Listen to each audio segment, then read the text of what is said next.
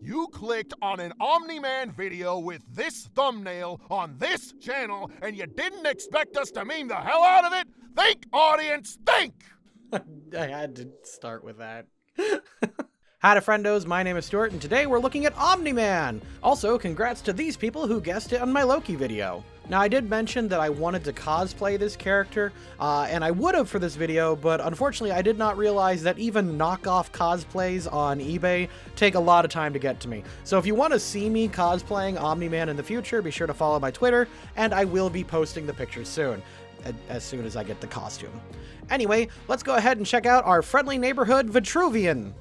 Wait, that's not right. How do I say these? Vermilion? Vivian? What the hell are these things called? Oh, wait, hold on. I just gotta go to the wiki and... Viltrumites! They are called Viltrumites. Viltrumite. Who the hell came up with this name? It sounds like a termite on sleep medication. Anyway, our character today is Nolan Grayson, aka Omni-man from the new hit show Invincible, being streamed on Amazon Prime. If you haven't seen the show yet, you really should. It's very good, but very violent. If you can't handle that, that's fair, and this video will definitely try to keep the crazy violence down to a minimum, but... Nolan is Invincible Universe's stand-in for Superman. He's an alien from a world called Viltrum, who was sent to Earth on a secret mission. Now, Nolan claims he was sent as an envoy and meant to be a protector of Earth, but the sad reality is that his homeworld is actually made up of genocidal maniacs who seem hell-bent on dominating the universe in their name.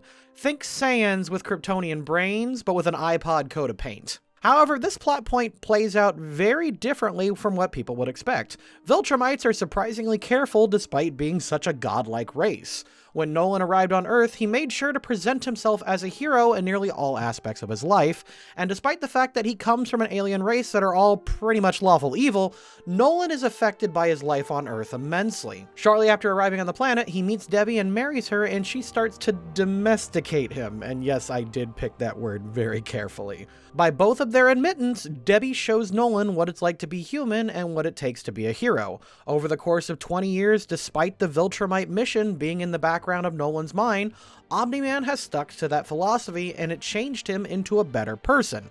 Now, I know this is definitely going to be controversial, but Omni-man, as he starts out where this series begins at episode 1, is lawful good, despite what he does after and what he does later. So, if you're confused as to what that means, stick around for the post-analysis more at the end of the video. But, with that out of the way, let's go. You must be upset. Are you upset? No. Yes, you are upset. Yeah. Say it. I'm upset. Say it so the whole band can hear you. I'm upset! Louder! I'm upset! Louder! I'm upset! You are a worthless, friendless, f***ing lip little Piece of shit whose mommy left daddy when she figured out he wasn't Eugene O'Neill. So for the final father f***ing time, say it louder! I'm upset!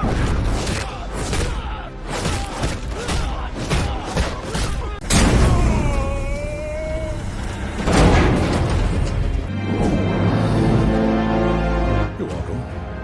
Omni-man shows up when the Guardians of the Globes are protecting the president against the Mauler twins. Granted, he is doing this to gain their trust and stuff, but he does go out of his way to help civilians and just be helpful in general. People good. Guess who's finally getting his powers? Are you sure? Oh, that's great, son, just great. After learning Mark got his powers, Nolan does a bit of training with him and goes really hard. This training obviously reflects the ones he went through, so... lawful neutral? Also, since he does this a bunch of times throughout the series, I'm just going to mark off every little bit of it as 3 individual lawful neutrals, so... Let me make this up to you. Mark takes the lesson pretty hard, which makes Nolan realize he went too far. So to make it up to Mark, he takes him shopping for a custom-made supersuit that he will use for the rest of the series. Neutral good. Also, I'm counting their father-son bonding with the baseball in this as well. Were you nervous? Why? And the big episode 1 twist. Omni-man murders the Guardians. He does this because he needs to fulfill his duties as a Viltrumite. He does not enjoy it, and he tries to make it a quick execution. But nevertheless, he still does it. Lawful evil. Mom says you've been keeping the planet safe for me. Nolan wakes up from the hospital and pretends like nothing is wrong. And in his mind, there sorta isn't. So with his time, he encourages Mark to develop his superpowers by continuing his hero work and giving Mark good setups. Lawful good. When I arrived, everything seemed fine. Then the lights went out and someone attacked me. I fought with them until I passed out. That's it. Must have been a pretty tough bastard to take you down. I've never seen you lose like that before. Obviously, lying for this reason is chaotic neutral. Are you okay, Mark? Saving Teen, Mark, and the city is lawful good. Earth isn't yours to conquer. Right up until he genocides the Flaxians for trying to conquer Earth. Chaotic evil. New champions, ready to risk everything to keep this planet safe.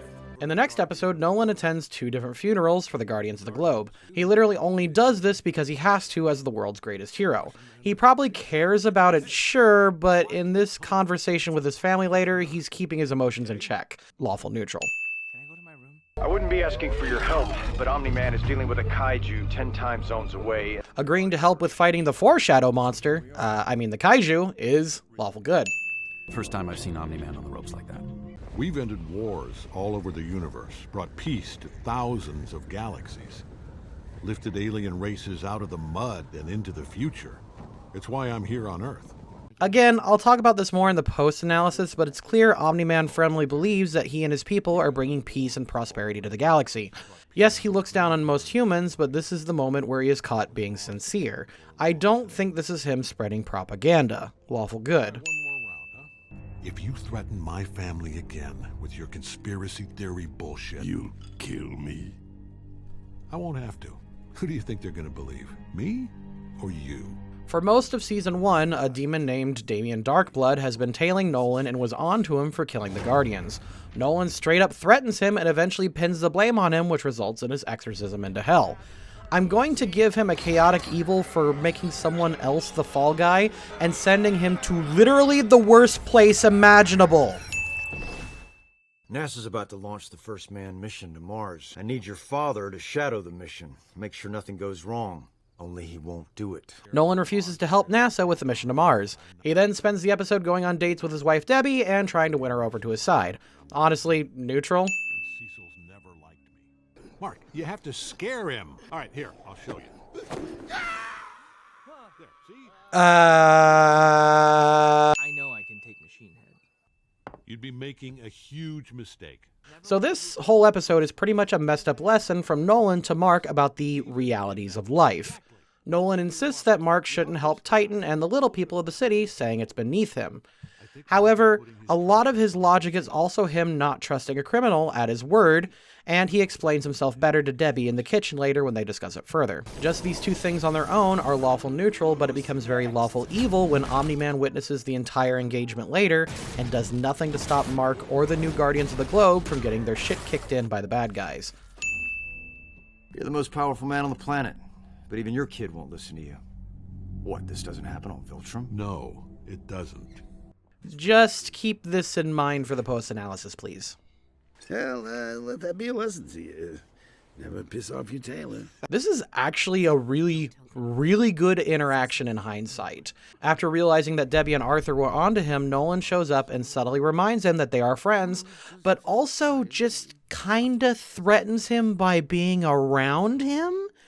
He doesn't express any anger, he just shows up and gives him a beer. And that's honestly an amazing moment of intimidation. So, you can disagree if you want, but I'm going to say neutral? We'll talk later. The jig is up, and Debbie learns that Nolan killed the Guardians. She gets drunk and gets mad at him. They discuss it the next day, and he confesses to the crime. As he discovers that the conversation isn't going the way he wants, he destroys part of the house multiple times and leaves. Let's just say neutral? After realizing his family left him, Nolan goes on a rampage against those he blames for uncovering his secrets. He kills several agents and Donald, chaotic evil. Who are you talking to?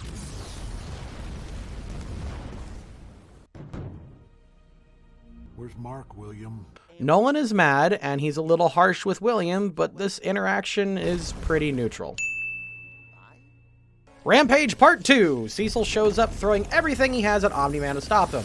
Space lasers, undead cyborgs, the kaiju that Nolan fought earlier, and even himself. Nolan kills all of them and is especially cruel about it, making it more personal than he has to.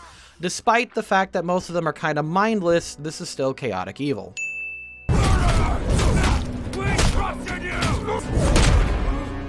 You should have stayed dead. Obviously, killing a mortal again is neutral evil. We need to talk. After the whole world sees Omni-Man killing a mortal, Nolan explains the whole Viltrumite plan to Mark. Lawful neutral. I know exactly what I'm saying. So be it. And here it is. A father beating down his son because he literally has to in order to do his mission. Clearly, this is lawful evil, but Nolan makes it worse and worse by killing random humans to show how weak they are compared to them. What should be a disagreement between philosophies turns into a massacre to do nothing more than break both Mark's spirit and the spirit of the human population. Lawful evil, then chaotic evil. Why did you make me do this? This scene has been memed to death, and rightly so. It's impactful and unnerving and rife with a ton of different emotions. I don't have enough space to really talk about it here, but Omni-Man abandoning the planet is him putting his son and their wishes above the needs of himself and his people.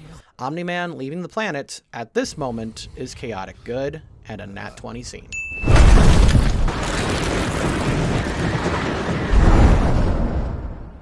So, I said I would explain myself, and I am.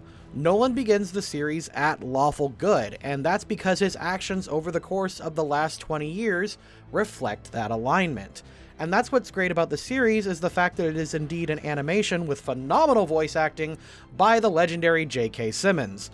And while I haven't gotten too far into the comic, there are certain nuances that don't quite get translated well from page to page that show up much better in this show. You can tell that Nolan wants to be a hero. He likes doing it, he enjoys the interactions with humanity, and despite the fact that he does kind of look down on them, he does care for them.